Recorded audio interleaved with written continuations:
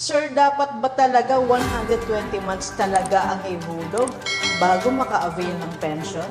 Yes, tama po Ma'am Luz Valier.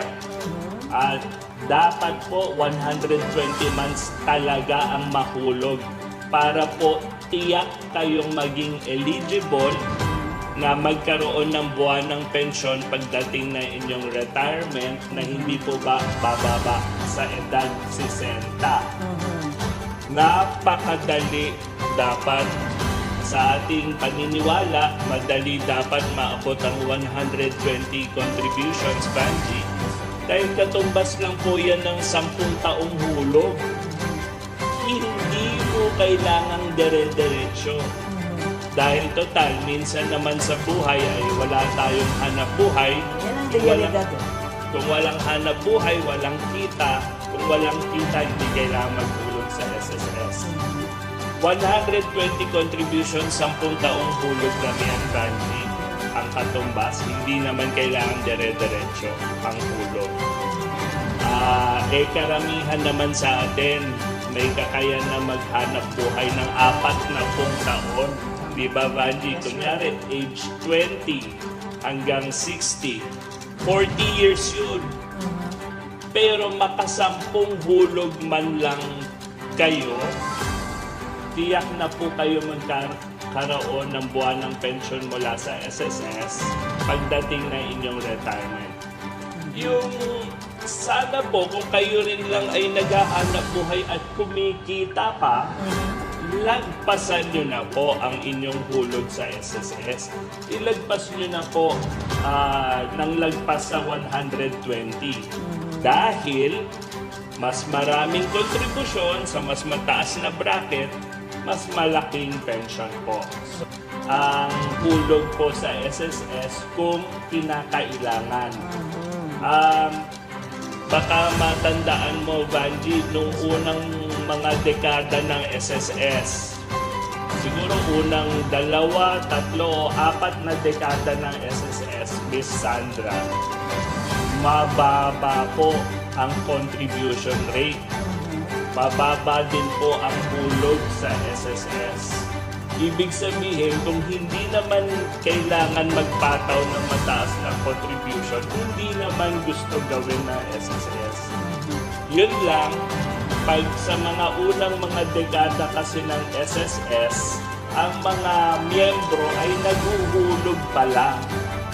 Wala pa pong masyadong eligible na magkaroon ng retirement pension kasi bata pa ang SSS. So, sa mga unang dekada. So, yung mga naghahanap buhay, puro hulog lamang po sa SSS. At dahil wala pang retirement pension halos na binabayad noon, kaya po ng SSS na ganoon po kababa ang contribution. Ngayon, Banji, 65 years old na ang SSS, kailangan na rin magbayad ng maraming pensyon sa maraming mga naghulog dati na retiring na ngayon. So as we grow old, as SSS grows old, dumadami na po ang kailangang bayaran ng buwan ng pensyon. Pero inaaral yan ng ating actuarial and risk management group na pakonti-konti lang ang pagtaas ng contribution. Ayaw naman nating pinipigla. So, nung bago ako sa SSS Banji, noong 1997, 8.4% lamang ni Sandra ang contribution rate noon. At ang portion po ng sweldo na kino-cover ng SSS noon ay nasa mga 12,000 lang. So nung tumatanda ang SSS at dumadami ang nagiging pensioner, kailangan i-adjust yung 8.4% na contribution rate ng dahan-dahan para pantay ang pasok ng pera sa SSS at ang paglabas ng pera sa SSS bilang bayad sa mga pension. Medyo mahaba po yung sagot ko sa inyo, Ma'am Sandra. Pero ang ibig ko lamang po sabihin ay kailangan pong i-adjust ang contribution rate ng kahit anong pension fund sa buong mundo pag dumadami na po ang nagiging pensioner. So yun po ang ating ginagawa.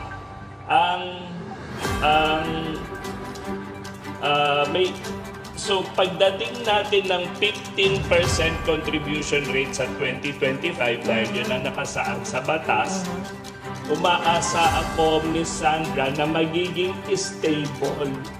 Excuse me. Magiging stable na po tayo sa 15% contribution rate at hindi na ho siguro natin yan gaanong itataas pa sa hinaharap na panahon dahil ang 15% contribution rate ay maaaring maging angkop na sa pangmatagalang buhay ng isang pension fund katulad ng SSS. Simulan natin dito kay Yvonne Eduardo. Sabi niya, available pa ba ang condonation at meron po ba installment for 2 years? Okay.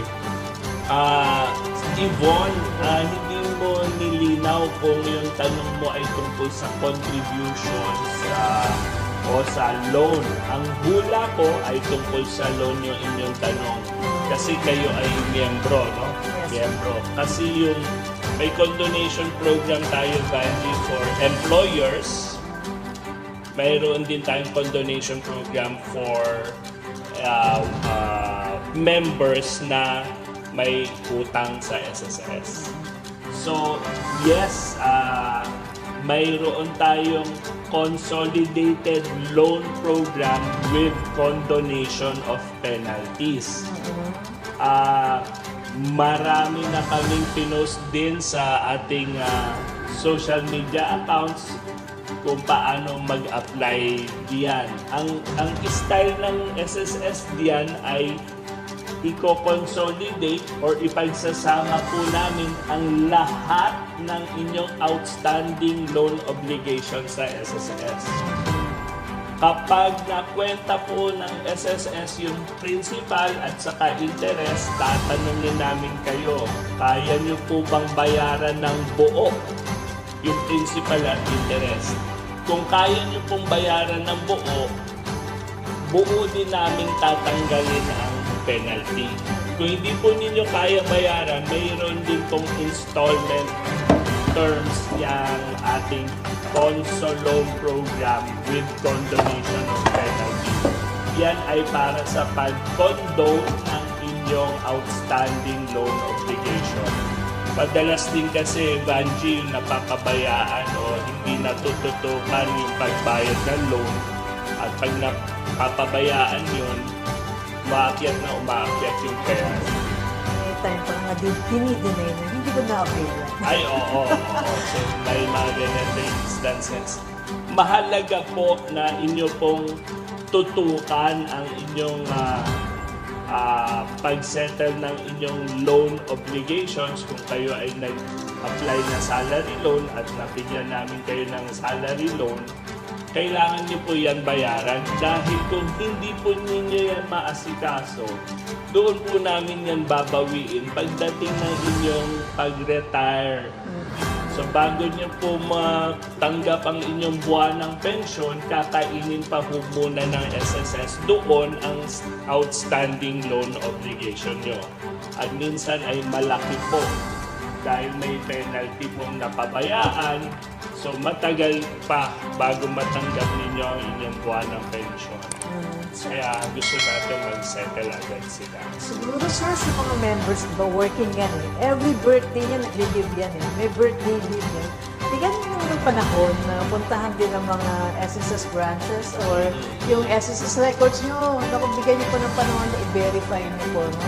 Para hindi kung kailan mo magre-retire, doon lang mo maghahabol ng mga pag-update ng hulog, pagbabayad sa mga utang nila. Diba sir?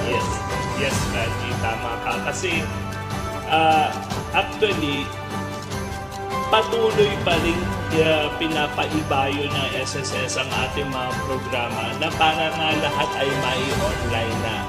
Pag online na kasi lahat, may tsansa o may pagkakataon kung maasikaso talaga ng miyembro even without taking a leave from work.